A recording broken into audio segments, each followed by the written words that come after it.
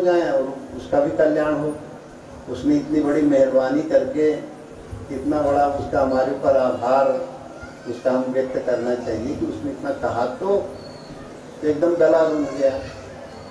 हम कहा देखो ऐसे निष्कलंक महापुरुष भी अपने ऊपर पूरा ले रहे हैं और कह रहे हैं कि तो हम तो तब से हमारे जीवन में ये निंदा कोई करे तो बड़ा अच्छा लगेगा।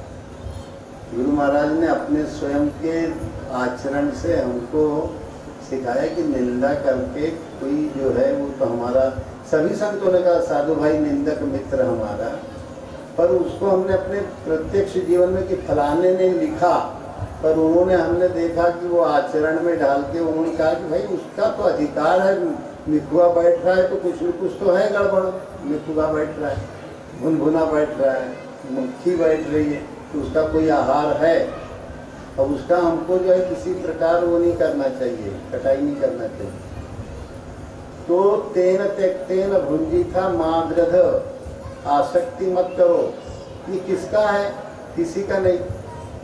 तो उस पर ये किसी का नहीं है तो ये तो त्याग करने योग्य। तेन त्यक्तेन, ईश्वर की सत्ता का चिंतन करते हुए, तेन और त्यक्तेन, इतना ध्यान उसका करो, इतनी बुद्धि में उसका चिंतन स्थिर करो कि भगवान हैं, और हैं तो सबसे पहले मेरे अंदर हैं। जिस शरीर में हो उस शरीर में है, उसके 7 चक्र हैं, मूलाधार, स्वाधिष्ठान, मणिपुर, अनाहत।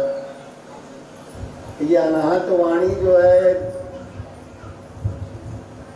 तुम्हारे अंदर भी उदित हो सकती है। ओम शब्द जो है, एक तो कहते हो तो अगर अपनी जीभ को नीचे दांत, नीचे वाले दांत हैं उसकी जड़ में बीचों बीच लगा दो, तो तुम्हारे मुंह से, मन से और श्वास से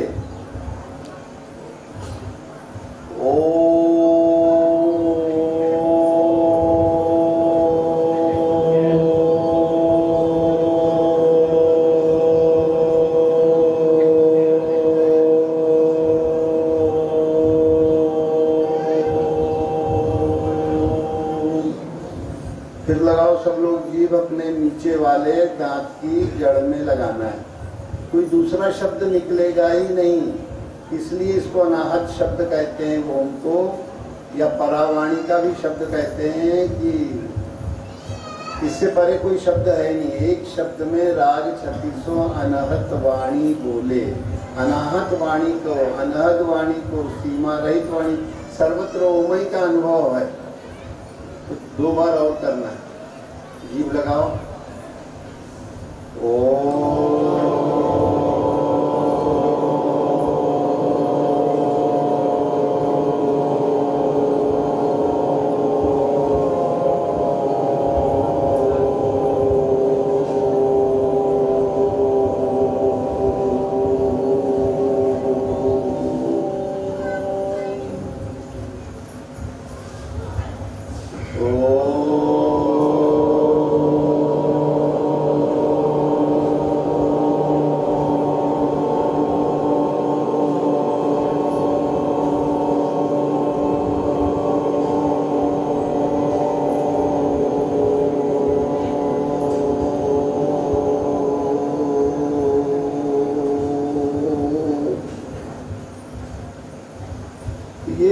शब्द जो है वातावरण को शुद्ध करता है। वातावरण शुद्ध होना हो, तुम्हारे अंदर के चक्रों का शोधन करता है। देखो, परमात्मा का अस्तित्व है, उस अस्तित्व को जो स्वीकारेगा वो इस नर शरीर क्यों मिला है, इस नरक से मुक्त हो जाएगा।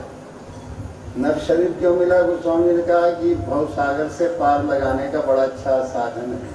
उसी का तेन त्यक्तेन, जब ईश्वर का ही घर है तो त्याग पूर्वक जियो, ध्यान पूर्वक जियो कि भगवान हैं, उसकी सत्ता है, उसकी स्वीकृति दो अपने बुद्धि में निश्चय के द्वारा। और जयकारा का मतलब उसी के ऊपर व्याख्यान कर रहे थे उपनिषद वाक्य से कि तेन त्यक्तेन भुंजी था। त्याग पूर्वक चलो फिरो उठो बैठो ध्यान करेगा तो ये अपने आप क्रिया, जिसकी बुद्धि में ये निश्चय आ जाए कि ईशा आवासम इदम सर्वम, यत्किंचित तनिक मात्र भी जो कुछ जगत और अजगत माने जो जगत से परे जो जगत है, साधन जगत, इस सब में ईश्वर सत्ता ही व्याप्त है। तेन त्यक्तेन भुंजीथा माग्रध तस्य सुधनम। जब इस परमात्मा भाव की स्वीकृति आ गई तो तुम्हारे अंदर एक बड़ी चेतना करंट बहने लगता है, उस करंट का अनुभव करने लगोगे। तेन त्यक्तेन भुंजीथा माग्रध तस्य सुधनम। ये शरीर रूपी धन किसका? ये मिला है और छूट जाएगा। गिद्ध बन के इसमें मत चिपट जाओ खाने में। शरीर के भोगों को त्याग पूर्वक कि भगवान आप हैं तो आपका ही प्रसाद तुम्हें ही निवेदित तो भोजन करें। सब जो वस्त्र पहनो, कुछ भी करो, तो पहले वैचारिक रूप से बुद्धि के द्वारा अपने भगवान को जो है वो जो भी पहनो, जो भी पाओ, जो भी पियो खाओ, कि जो भी क्रिया करो, जिससे भी मिलो, जिससे भी बोलो, क्या भगवान आप उसमें भी हैं। जो भी है इधर हैं, उधर हैं, सर्वत्र हैं। जैसे अभी कहा पूर्णमिदं पूर्णमद पूर्णात् पूर्णमुदच्यते। ये पूर्ण है, वो पूर्ण है, सब कुछ पूर्ण है। तो जयकारा का मतलब था, या जो मनुष्य शरीर जब नहीं पता कि नर्तन क्यों मिला हुआ है, तो नर्तन संसार सागर से पार लगाने के लिए ईश्वर सत्ता का पहले स्वीकृति दो, तब संसार सागर से पार लगने का। कितनी भी पूजा पाठ कर लो, देवी देवता दुनिया के बटोर के ले आओ, और अगर उस ईश्वर सत्ता की स्वीकृति तुम्हारे बुद्धि में निश्चय में नहीं आई, और अभी ये बना हुआ है कि फलाना ये ठिकाना वो ऐसा वैसा, तो ये तो फिर बड़ा कठिन जाएगा। ये साधन पथ में ऊर्जा नहीं बन पाएगी, करंट नहीं। अब जैसे लंबा ओम जब तुम कहते हो तो तुम्हारी रीढ़ की हड्डी के नीचे से ऊपर तक करंट दौड़ता है। अगर तुम्हें अनुभव करना है तो आपकी ध्यान देना, जीव लगी रहे और लंबा ओम जब कहोगे तो तुम देखोगे रीढ़ की हड्डी का नीचे छोर है, उधर से ओम की गुंजार बिल्कुल ये मूर्धना तक जाएगी। दूसरा ओम कहोगे तो वो मूर्धना से नाक, नाक से नाभि, नाभि से मूलाधार तक जाएगी। एक बार दो बार और करना है तो उसका साधनात्मक अनुभव कर सको। ओम को तो शुद्ध क्यों करता है? क्योंकि पूरी रीढ़ की हड्डी सुमेरु पर्वत, सुमिरन पर्वत को रास्ता शोभित करता है।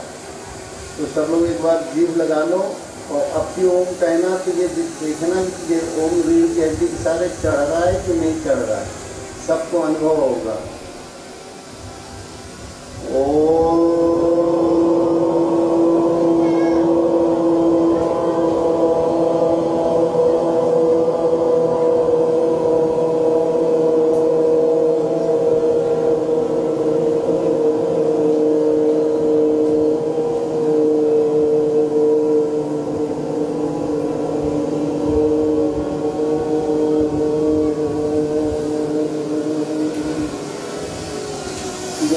आते मूर्धना में वो ओम संचारित होने लगता है, मूर्धा से प्रकाश बनने लगता है। अब दूसरा ओम कहोगे तो मूर्धना माने जो बिल्कुल सिर का सबसे ऊंचा हिस्सा है, जहाँ रीढ़ की हड्डी का बिल्कुल सुमेरु पर्वत का शिखर है, जहाँ मूर्धना है, उधर से ओम अंदर अंदर नाक की नोक, उधर से नाभि होते हुए जाएगा। एक बार तो चढ़ गया है, अब देखो कैसे उतरता है।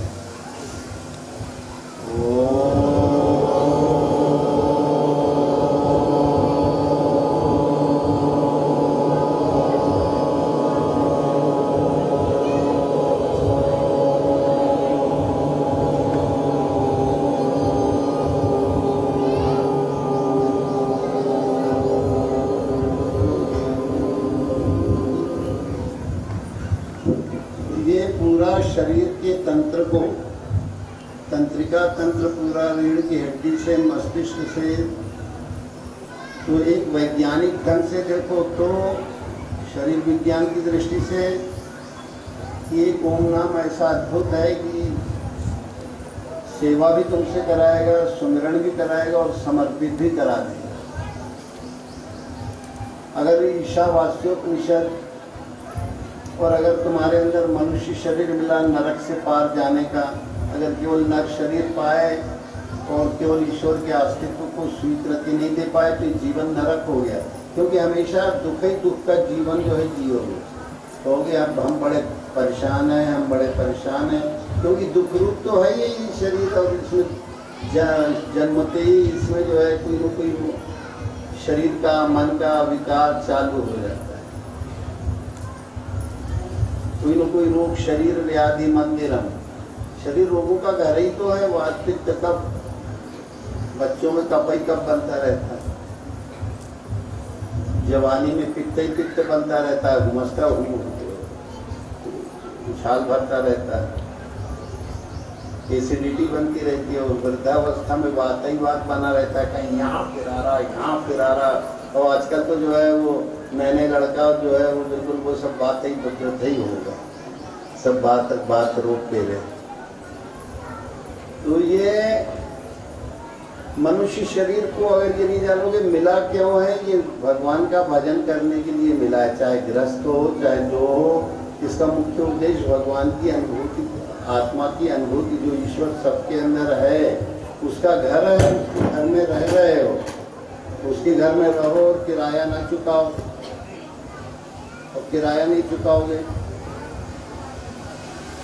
तो कर्जदार बनोगे, किराया तो चुकाना पड़ेगा भाई।